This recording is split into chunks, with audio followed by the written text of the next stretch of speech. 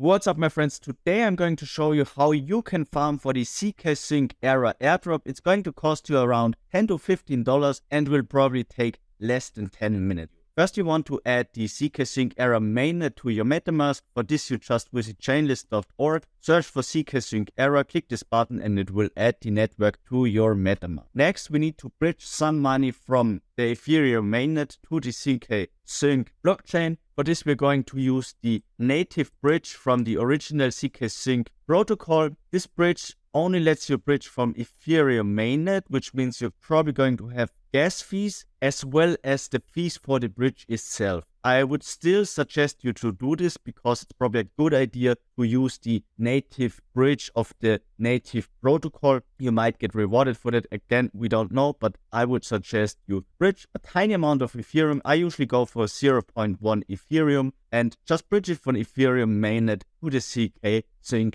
Era mainnet. By the way, as always, I will link all of these websites in the description so you can just open in new tabs and you don't have to search it for yourself. Next is the Orbiter Finance bridge. This is also a bridge.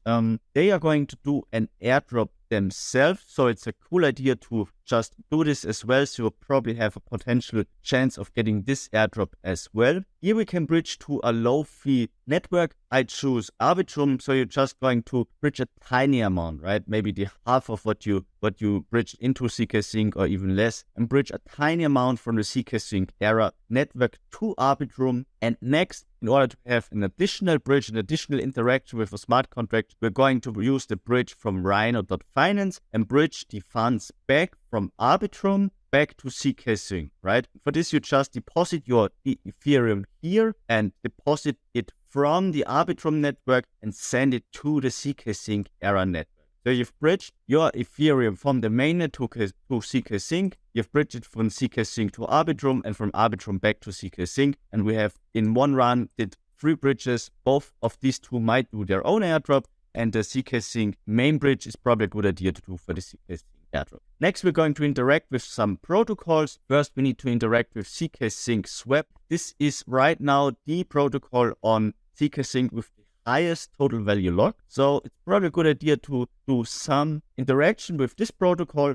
I personally have I bought some OT. This is a coin on the ZkSync Era network. I don't know, I just bought it because I thought it was interesting. You don't have to do it. You can also buy some USDC. And again, I also bought a tiny amount of OT because, you know, I'm just having some tiny funds on this network. Not that I have a huge amount of money, but we're getting there, my friends. We're getting there. So anyways, you just swap some Ethereum for USDC or anything, and then you want to create a new pool. You just click a new position and you basically add your tokens to the pool, and then you're depositing your funds into the. This is also a good idea because, in my opinion, I'm not quite sure, but the swapping and the pooling features are usually from 2 different smart contracts, and for farming airdrops, you kind of want to interact with as many smart contracts as possible. For example, with the Arbitrum airdrop, you had like one point where you had to like interact with 500 different smart contracts, which is quite a lot. So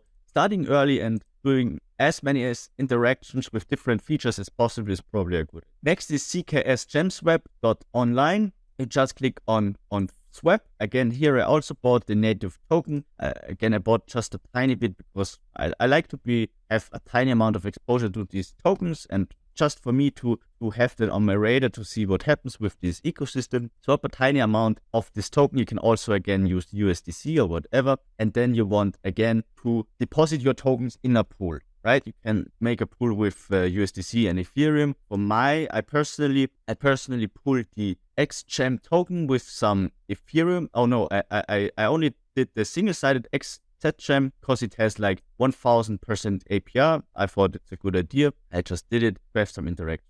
Next protocol is swap.zkSync.spacefinance.io. Again, the same deal, just swap some tokens and swap some Ethereum for USDC or whatever, and then put it in the liquidity pool. I personally also bought Space here. I wanted it for some XSpace, which is kind of liquid staking derivative, and protocol natively liquid staking derivative, and you can then stake this XSpace token in the protocol, right? Next up is Mute, and this is also the last protocol that we're going to look at. You can also, the same thing, buy any token. I also bought some mute and then I just put it in a liquidity pool. I think I even have some USDC, Ethereum. You see, I'm doing these things. I try to do them regularly. It's with these airdrops, it's often a good idea to have as many interactions, repeat these steps, come back to the video, watch it again, repeat the steps. And it's a good idea to do it in multiple different months. For Arbitrum, you had there was a point where you had to interact with the Arbitrum chains in like 6 different months, right? So it's a good idea to come back and have some interact with this. Thank you very much for watching. I hope I could help you out with this video.